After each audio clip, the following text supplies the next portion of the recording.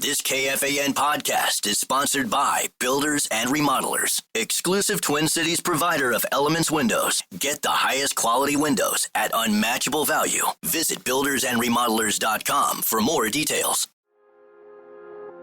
Something unexpected happened after Jeremy Scott confessed to killing Michelle Schofield in Bone Valley Season 1. Every time I hear about my dad, it's, oh, he's a killer. He's just straight evil. I was becoming the bridge between Jeremy Scott and the son he'd never known. At the end of the day, I'm literally a son of a killer. Listen to new episodes of Bone Valley Season 2 starting April 9th on the iHeartRadio app, Apple Podcasts, or wherever you get your podcasts. This is your Do We Get a Banner for Breaking the Denver Nuggets leader fan radio network. That's pretty good. And KFAN.com. 1 minute, 56 seconds past 3 Central Daylight Time. Welcome back. Tuesday edition, bumper to bumper show on a slightly warmer than yesterday, Tuesday afternoon here in the Twin Cities of Minneapolis and St. Paul. I am the host of the program. My name is Dan Barreiro, former Ink Stain Wretch newspaper, the Twin Cities. Guardsy produces the show. And we'll be going the distance again, I believe, till 6:30 this very evening. Outstanding guest lineup. We'll give you details on that. Presently, there's a lot of other things to discuss, both in and outside the what we like to affectionately call the toy department. I think that's what, I don't know if Bob Knight invented that expression, but he certainly milked it. He certainly enjoyed using it to, shall we say, mock, ridicule, and minimize those of us who grew up in the sports writing profession, the toy department. He loved that. With no hint of irony that he also presided in the toy department? No, because he was exalted as someone who was actually creating something. We were just bouncing off of whatever the rest of those folks inside the toy department, you know, the great toy manufacturers. They were great. It may have been toys, but they were still building something. They were manufacturing something. They were creating something, right? But I digress. He also liked the, I think Knight also enjoyed the line, most of us learn to write in the second grade, and then we go on to bigger and better things. That was another one of the ones that he enjoyed. But I digress. We are going to be residing significantly in the toy department early in this program, and we talked about it yesterday that the Wolves were being given credit in Denver for breaking the Nuggets after that mythic double overtime Wolves victory. The Nuggets haven't won since. Now, they have sat people. They've had various injury issues. But because the Wolves, was that our fourth straight? Was that, I don't know how many in a row that is against Denver, but this year we swept them, correct? They didn't beat us this year, I don't think. No, I think that's at least 5. 4 or 5. Yeah, going back to last year. That it was viewed as, well, no, that's just sort of the fact that even with Joker scoring as indiscriminately and effectively as he was in that game, that the Nuggets still couldn't find a way to win it, was like game, set, match. The Wolves have broken the Denver Nuggets. And that was before the news breaks today that they make a, I think, fairly unprecedented announcement. Well, I don't think they technically made the announcement. I think it was broken as a story. Within a matter of minutes, the first story was that the head coach of the Denver Nuggets, Mike Malone, dismissed, right? And at that point, there was a lot of speculation about, oh, okay, well, yeah, everybody knows that the front office and Michael Malone, Calvin Booth being the general manager, haven't seen eye to eye on a number of things. So even though the timing is absurd and bizarre, almost makes the Memphis Grizzlies dismissal seem like, oh, just a midseason dismissal. Right. And that was like 2 weeks ago. It was. But then we get the news that Calvin Booth, the general manager, is out too, which would seem to indicate that this was the owner. Maybe he was mad at both of them for not getting along. Who's to say? Who and what was whispering in the ear is it the Kroenke family? Yes. They own everything, by the way. Speaking of toy department, they own like about 12 teams. They do. Don't they? Yes, they do. In a number of different sports. So they're both out. They won the world championship 2 years ago. We knocked them out. Yep. Now, we haven't technically knocked them out because they're still going to make the playoffs. In fact, they're probably going to be a 4 seed, right? They're in a good spot. How often do teams that are not only going to make the playoffs, but probably get home ice advantage in the first round, fire their coach and their general manager during the last week of the regular season? I think they have 3 games. We have 4. I think they have 3 games left, the Nuggets, not sure. But regardless, we're coming down the stretch. This is the end of the run. So it is, even by dramatic NBA standards, in a year in which it feels like, anything's possible, obviously starting with the Luka trade, but then the Memphis, what's the name of the Memphis coach who was fired? Taylor something, right? Yeah, well, I should know. I had it 3 minutes ago when you brought it up, and now I've already forgotten it. Yeah, I think I've had that effect on you. Taylor Jenkins, right? Jenkins, that's it. Yeah. He's gone as well. And by the way, we do have, we can go local angle if you want. David Adelman. Yeah. Who has obviously some experience here. His dad coached here. David was an assistant here. He was considered the quote unquote lead assistant. So he gets moved up to interim head coach.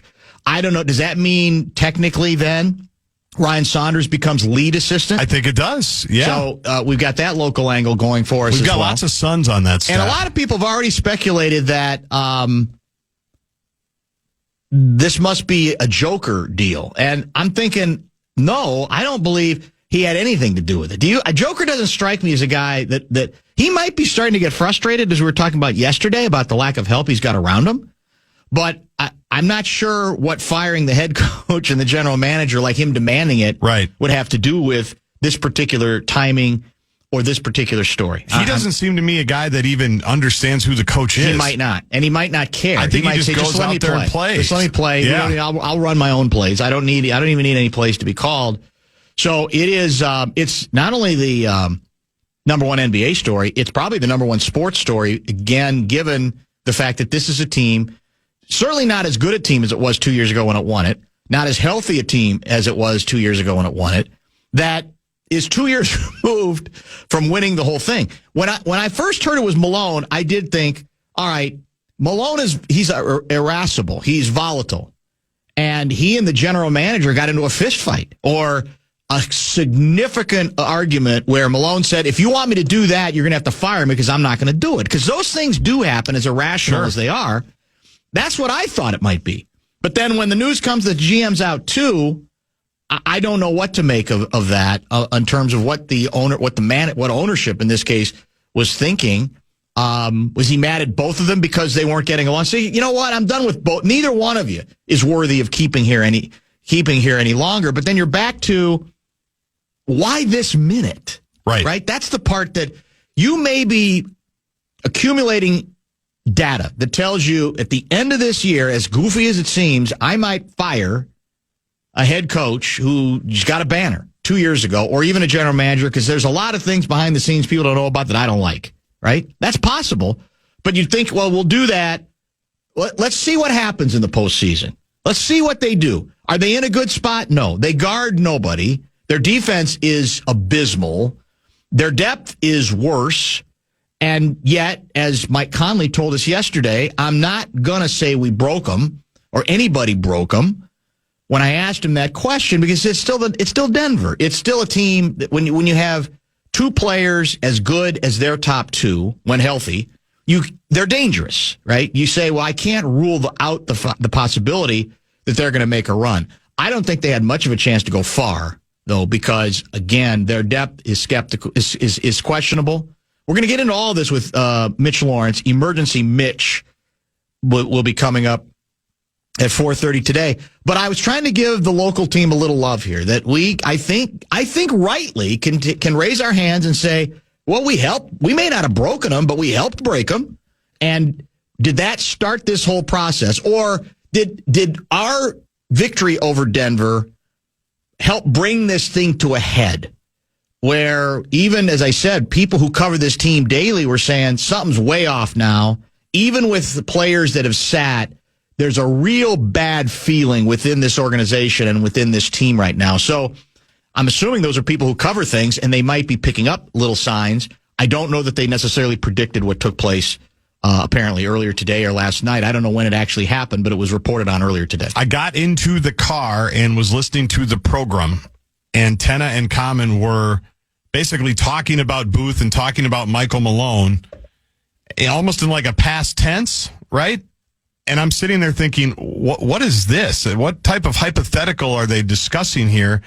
And then I find out that they're actually talking about Michael Malone fired. I can't say I woke up today thinking that Malone, accomplished as he is, and given where we are in the season, that this would actually happen. I'm stunned by this. I think it's insane to me. It is, on a number of different levels. Yeah. Unless, have they already had conversations with Tim Conley about coming home with the ownership stuff here? I think we're safe. I'll tell you why. I'll tell you what. I'll hold on to that. I have an answer to your question there. I don't think, but yeah, I don't want to overplay how good I think the answer is, because to a certain extent, I want Wolves fans to come back worried about the possibility that they might lose Tim Conley. Although we have Wolves fans who think Conley should go.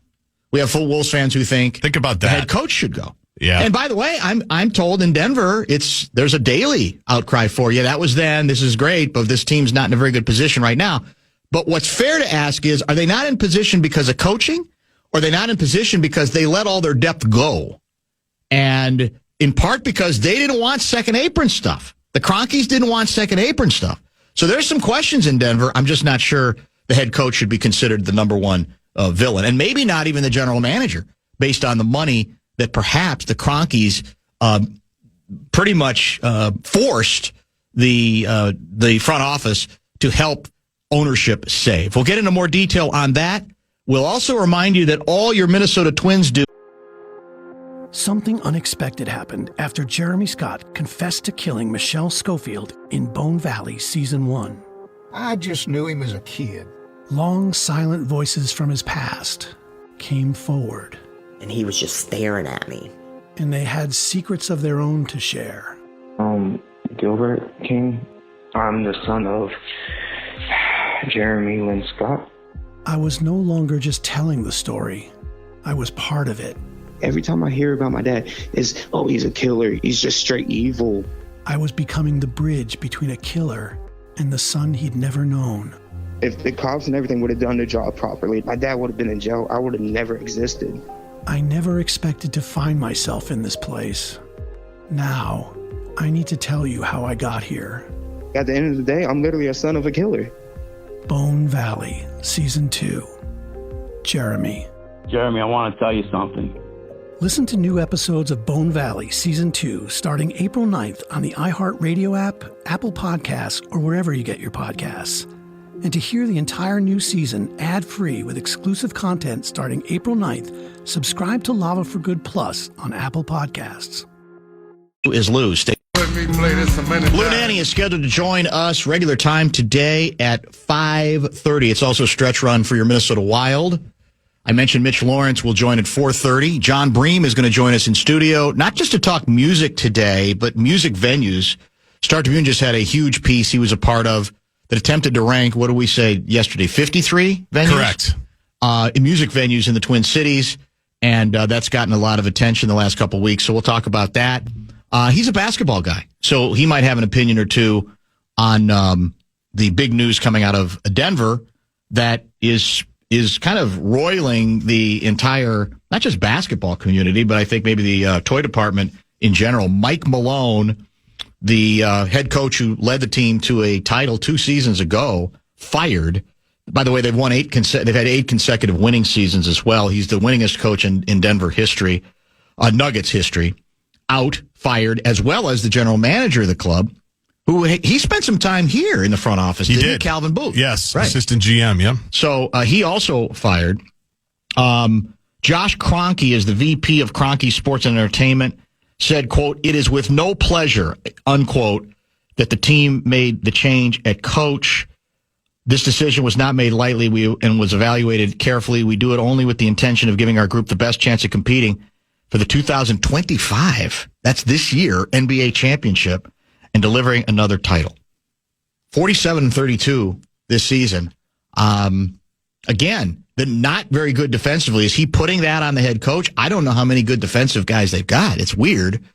So to your concern about, well, wait a minute, is the Kroenkes getting ahead of it with an effort to bring back at a point where Tim Connelly, I think, technically contractually will be available this offseason. Again, the way his contract was set up during this funky ownership situation, he sort of put off a clause that he had that allowed him, I think, to leave. Is this the Kroenke family's way of, come on back, man. We know you love it. We know your wife loved it. Denver loves you. Denver loves you. Come on, whatever it takes. Now, the whatever it takes part would be the kind of money, though, that the Kroenkes allegedly are not all that interested in spending anymore, which I think is the best hope that the Wolves have. That's true. That's been their whole issue is they won the title and almost immediately stripped the team down. In addition, I got to tell you, I don't think that Conley would be very appreciative of the dismissal of Michael Malone either. I don't think that's the way he operates. So can you rule anything out in a year in which Luka Doncic, a top 5 NBA player at the age of 25, gets traded? No. Was given away. You can't count anything out at all. But I think it's a little early to get in too much panic mode situation on that part. I'm just trying to figure out, who went to the Kroenkes and said, well, if we start running the picket fence play, which for whatever reason Coach Malone doesn't want to run, we have a better chance to actually make a postseason run. What could any coach do at this point? You can't implement a new defense at this point. I don't think. You can't change the players at this point, right? There's no one else you can bring in. They don't, play the bench more at this. Even if you thought the bench was underutilized, you're going to suddenly ask them to do things they haven't been asked to do all season. So I don't even understand what that word salad means, but he's an owner, and that's what owners say. Yeah, I don't understand the logic of it at all, mostly just because of the timing. I didn't understand the Memphis one either, going back a couple of weeks ago. I feel like that was even early last week. Well, and the Memphis one, too, didn't they first bring in some assistant coaches? Or did they do it all at the same time? Because I thought they basically said to him, in his case, I'm wondering why he would even want to still be there. Because they basically said, we're bringing in this hotshot from Europe, who now is the head coach, and we want you to run what he wants to run. In other words, you're kind of neutered as the head coach at that point, I think. So to a certain extent, do you even want to be in a place like that? I don't know. Probably not. But that's another issue entirely. Before we get done with this segment, I do want to mention the fan has learned that the national championship was played last night in San Antonio Davie, and the University of Florida comes from behind and indeed gets it done in fairly dramatic fashion. I think... what was the biggest lead that Houston had yesterday? 12, I think. It was 12. Yeah. And then Houston obviously ran into some difficulty scoring. They had some really awful possessions late, a turnover. Then they don't even get the last down 2. They don't even get a shot off. And ultimately, Florida hangs on. What is interesting about, as we look back now on the 3 games played in San Antonio, you had the obvious issue of 4 number ones there, which some people, now it was historic, right? It's only, I think, the second time in history that has happened. But for a lot of people, it was, well, it's not as interesting because they're all too good, and I want to see some Cinderella stuff, and I want to see some flaws. We saw flaws, even among number one seeds, and that's what's fascinating to me about this. So Houston comes from behind to knock off Duke. Duke stops scoring. They go into panic mode. They can't inbound the ball, and they ultimately lose. And there were a lot of people going, well, what the hell? That's impossible. How could you be a number 1 seed and do that? And Houston was being championed as the team that they muck it up. Their defense eventually got to Duke in a way that they just, even Duke with their pedigree, they had some, as Bozic told us, some young guys on that team, and they wilted. Well, now it was a reversal because it was Houston that looked the furthest thing from calm, cool, and collected, right? They looked panicky. They looked like they didn't know what city they were indeed in. And for me, it's a reminder that, especially when you're talking about a single game and you're talking about college players, that a team, we shouldn't necessarily be that surprised when a team that looks cool, calm, and collected one night can look utterly discombobulated the next. And if they played that same game 5 times, maybe they wouldn't look that bad. But it is one game, and that's what happens. Because people are like, oh, how is it Houston didn't even get a shot off? How is that possible? Well, it's possible because basically whatever they had called didn't look very good. Yep. They got confused, and the other team rose to the occasion defensively, largely the way Houston had the game against Duke. So it can change that way. And all 3 games had significant comebacks, right? Both semifinal games had significant comebacks. Florida trailed Auburn 49-40, I believe. That might have even been at the half. And then Florida went on a run right at the start of the second half, I think, to get back into that ball game, right? Yes. Right away in the second half, they got it going again. Correct. And as you mentioned, and then in the semifinal, Houston fell behind Duke by 14 points. And then yesterday it was Houston jumping to a 12-point lead over Florida. So the point being, in all 3 games, even though they were involved heavyweights as seeds at least, number 1 seeds, there were stretches where each of them looked unbelievably flawed, right? And almost looked Cinderella-like, well, yeah, that's they only could go so far. So to that extent, even though I didn't feel like the bigness is the same there certainly was not predictability to it. And so people will probably talk about this tournament run at the end, the Final Four, to a large extent because they kept getting surprised, right? Every time you think a team was out, that team found a way to come back and or the other team found a way to wilt. Even though they're getting paid now, some quite handsomely, they are still college players at the end of the day. And even though some of them are very experienced college players, right? That is part of the college experience. It is. That you don't exactly know. And we talked about Houston in 1983 yesterday, right? We've talked about Duke and UNLV. How can UNLV of the 1990 UNLV team, how can they turn into the 91 UNLV team against the same team?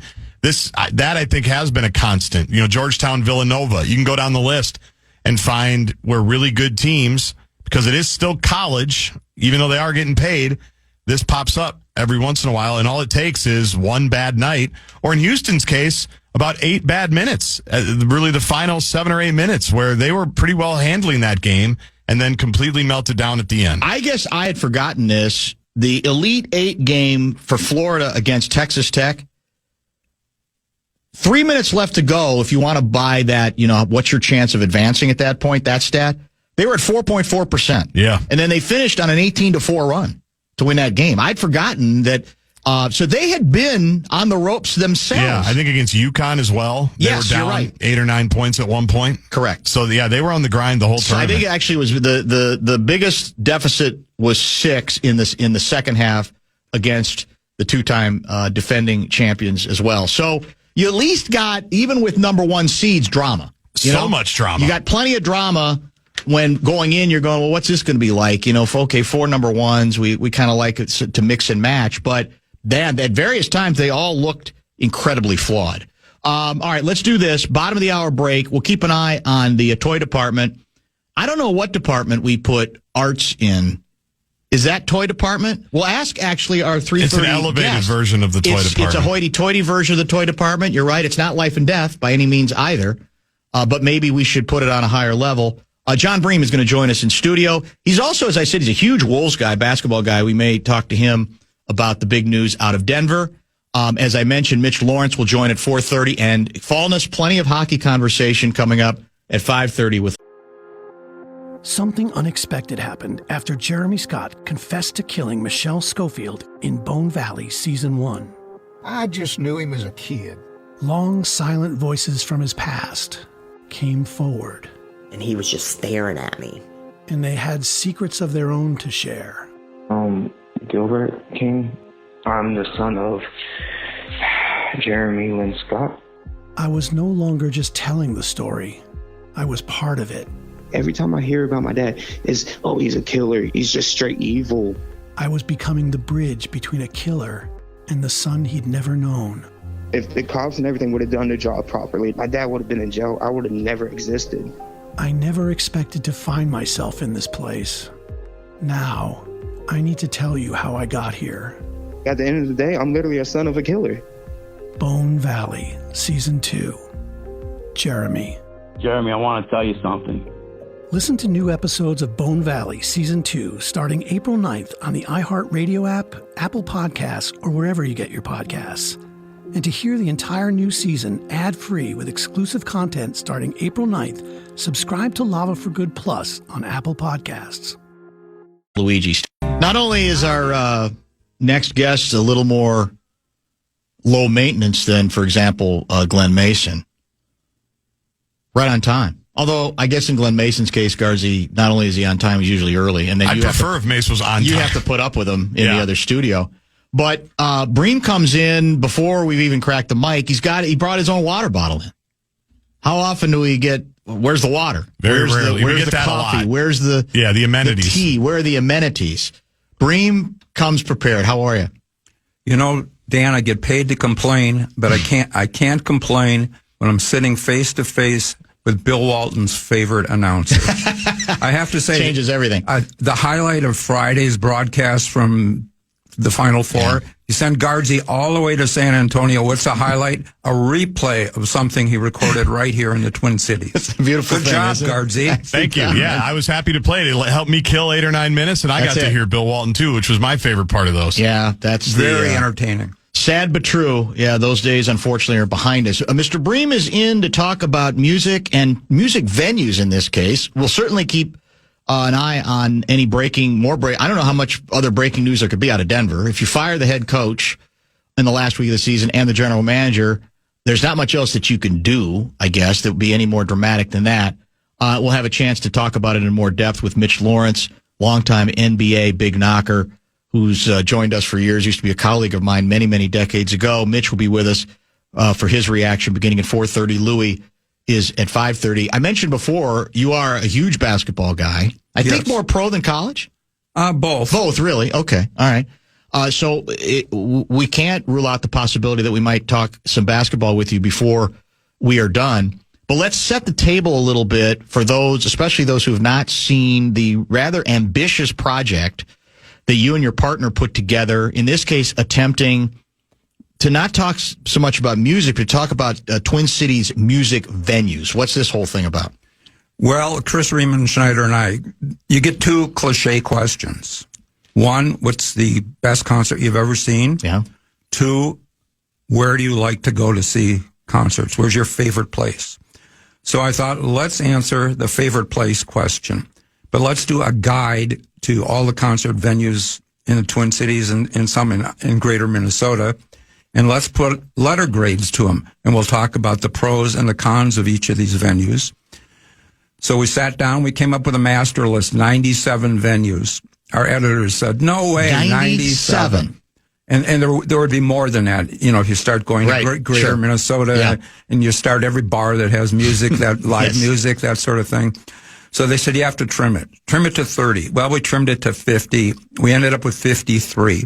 And we visited all of them or revisited them, gave them each a letter grade, said what we loved about them and what we didn't love about them. What kind of, and that's been, it ran in the paper a week ago Sunday? It ran just this past Sunday, and then it was online on last Wednesday. What kind of, I assume you're getting good reaction because,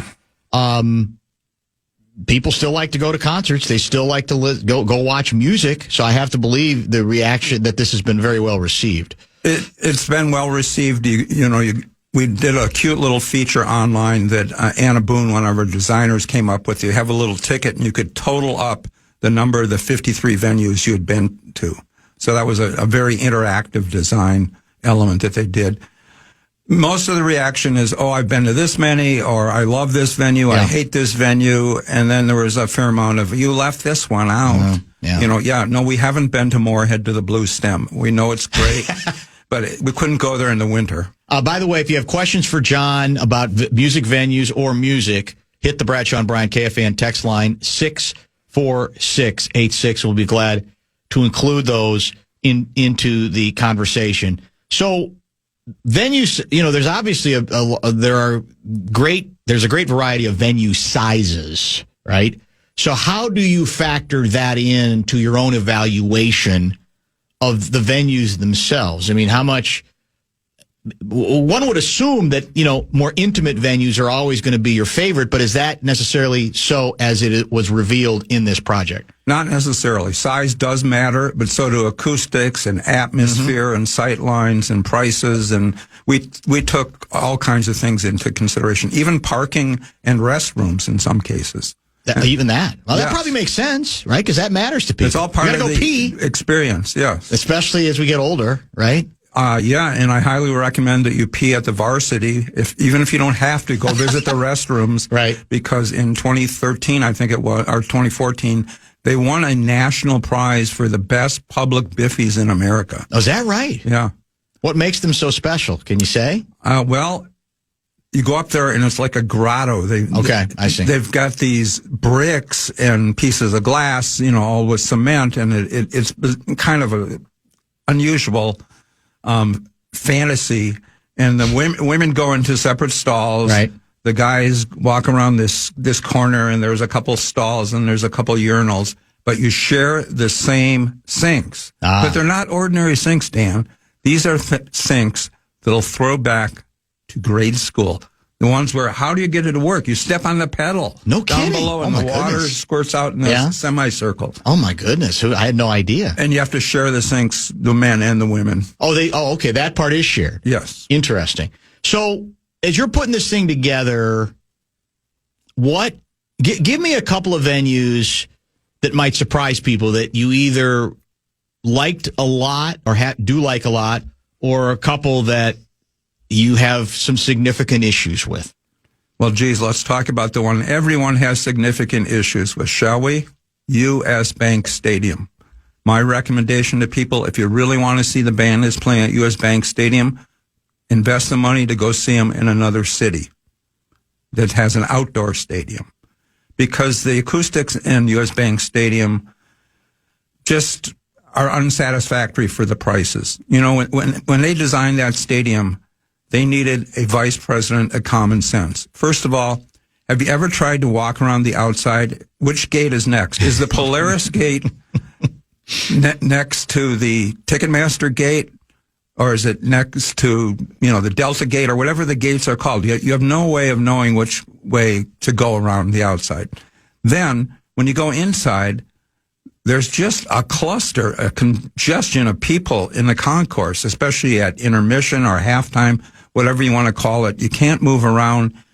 You should instinctively be able to find your way around a stadium. Section 111, isn't that the next one going to be 113 or, the same odd number? No, we've got 3 sections in the middle that are for Viking season ticket holders with the choice seats. The whole thing was about the corporate entity. It was about making special boxes. And you watch a football game in there, it's fantastic. But no one cared about concerts. Too many echoes because we got all this hard surfaces. Right. And that is not conducive to concerts. So if you're going to go to U.S. Bank Stadium, you need to sit within 20 yards of the stage to have good sound. A couple performers have used In the Round. Ed Sheeran used it, Metallica. That makes everyone have an equally bad or good seat, depending on your perspective. Garth Brooks worked the hardest to have the best sound. He put people behind the stage. And what does that do? It absorbs the sound. Okay. You've got that big wall there. So he pulled down the carpeting on that, or the drapes, or the curtains, whatever you want to call them. Put people behind there. And the sound was absorbed in more places, so the sound was better. Is it as good as another stadium? No. Go to Soldier Field and see that band. So is it the nature of it being in an indoor venue that there's nothing that the people who run any venue can do to improve it, or are there vast differences between some indoor arenas than others when it comes to acoustics and for the music experience? Well, with a domed stadium or an enclosed stadium, you're limited. I mean, you could be like Milwaukee, where the roof opens, and I assume that would make difference. I've seen shows there, and it was, tolerable acoustically. But in terms of indoors, yes, if you have corners, it doesn't work for sound. You need rounded walls. Mm-hmm. You don't want hard surfaces. Look around the room you're in. What do you have on the walls? You have carpeting. You have carpeting on the floor. Those kinds of things, fabric absorbs sound. Right. And makes for a better listening experience. You want to go hear a great sounding place? Go to the Ordway, their music theater. Excellent 1,000-seat venue that they open for the St. Paul Chamber Orchestra, but they have other concerts. That is a beautiful sounding room. The letter grade you guys gave U.S. Bank Stadium was a D. Not surprising based on what you're saying here. So let's stay with the big stadiums and arenas. Kind. Some people thought we should have been an F. Yeah, okay. Because the Huntington Bank Stadium gets, I think you guys gave a B+, correct? I think that was it, yes. Why? That's not a bad grade for an outdoor. Now, again, that's not enclosed, but it's still not big outdoor stadium, not as big. It's easy to find your way around, Can't get out of it, though. Traffic. That was the complaint. That's why it didn't get an A. But the gates go A, B, C, D, and E, so you can find your way around. The concourses are fairly spacious around there. And the shows we've seen there have been some incredibly memorable shows. Beyonce twice. Yeah. The Rolling Stones. U2 in the pouring rain. I mean, these are unforgettable shows that we've witnessed at TCF Bank, now Huntington Bank Stadium. So they seem to know how to do things right. But in the world of greed, they have way fewer seats than you have at U.S. Bank Stadium, which is why promoters go there. More seats, more potential revenue. You gave a much better grade to the Target Field venue than I would assume you'd give the Minnesota Twins for the way they finished last season and started this season. An A-. That's pretty good. What stands out about Target Field? They do a good job when they do concerts. The stage is set up in center field. The sound is pretty good for what it is. Right. The only kind of drawback is they cordon off the infield, so you can't sit on the infield, and so there's a separation between the people in the expensive seats on the outfield and then the people sitting in the grandstand. And sometimes, they don't open all the concession stands. So that's a little frustrating that, maybe your favorite Soul Bowl that you had at the Twins game isn't going to be open for the Green Day concert. What about the Armory? The Armory is a big surprise. It's been there almost 100 years. And, it was built as an armory. It's where the Minneapolis Lakers, remember them? That's how they got the name of the Lakers, those L.A. Lakers. That's where they played back in the day before they moved to L.A. in, 61? And it was a terrible place for concerts. I remember going there in college, and it was so echoey. It might have sounded worse than the Dome. But at least saying something. At least the ticket prices were in single digits, so it was a little different time. And they fixed it up a few years ago. And it's one of the best renovations of a facility that became a concert venue. The acoustics are terrific in there. I'm shocked at how good it sounds. They even fixed up the restrooms that are nice. And imagine this. They have people that come during the shows and clean up the restrooms, which is often necessary at a concert. You think? Yeah. The only drawback we had about the Armory is when you go in there, security to enter, it's worse than TSA. They make you take off your belt, empty everything in your pocket. They took a Sharpie away from me once for fear that I might do some graffiti. Graffiti. I see. Okay. Yeah. Okay. And if you're standing on the main floor at the Armory, it's a concrete floor. When you get to be my age, you don't want to be standing on the concrete floor. Pay the extra money to sit up in the balcony. The X, I think, in this category gets the only A, correct? The only A in the arena category. In the arena category, yes, exactly. Why? It sounds great. They really paid attention to acoustics. When they built Target Center, which was only 10 years older than the X, they thought more about sports. You got to think of these venues as multi-purpose. And so they paid attention to the acoustics at XL. And they don't have any, if you notice the building, they've got curved walls all the way around. And they seem to do everything right there. Maybe we could use an extra escalator to get upstairs and downstairs. That's a little slow at times, especially after the game or during intermission, whatever. But the X seems to be doing everything right, or the people that run it. Among outdoor venues, obviously, we've already talked about a couple of them that are not in the arena category. How did the State Fair Grandstand fare? Always with the puns, Dan. Yeah, just from your writing days. That's it. Yeah. We gave the State Fair Grandstand a solid B. It used to be so wide that if you were sitting on the far ends of the grandstand, you weren't even in the same zip code. I mean, really, you could barely watch it on the big screens. And the fair, you don't get the massive production setup that you get in an arena show, even though you're paying the same amount of money to see that same act, because the stage isn't as big. So you don't get the wow visuals that you get. And not all seats at the fair are great. They work really hard to get talent, but they're up against the casinos, they're up against other promoters, and you have that 12-day window, so it's really hard to book. But I think they do a good job, except they added these party decks a couple of years ago that are even further out than you can imagine, and they have a premium price on those because, I don't know, they have 20 tap beers on them and a restroom that's only 10 feet away. So you go there to party and... You have your own restroom, so to speak. Yeah, you have your own restroom and your own bartender, but you can't see the band, and so you might as well be on the beach with a boombox. But yeah, this seems like a disconnect to me, but that's just me. Tell me about the Ledge Amphitheater. The Ledge is a pretty cool place. It's in Waite Park, which is a suburb of St. Cloud, so it's, about an hour 10 drive up there from the Twin Cities. It's a very picturesque thing. It's created in, in a rock quarry. So they carved out some space. They put some man-made lagoons that are very pretty, and the lights at night look cool. And it's a smaller amphitheater, 6,000 capacity for standing, 4,000 for seated. They do a very aggressive job about booking. They've got Alison Krauss this year. They've got Bonnie Raitt. They've got a whole host of shows.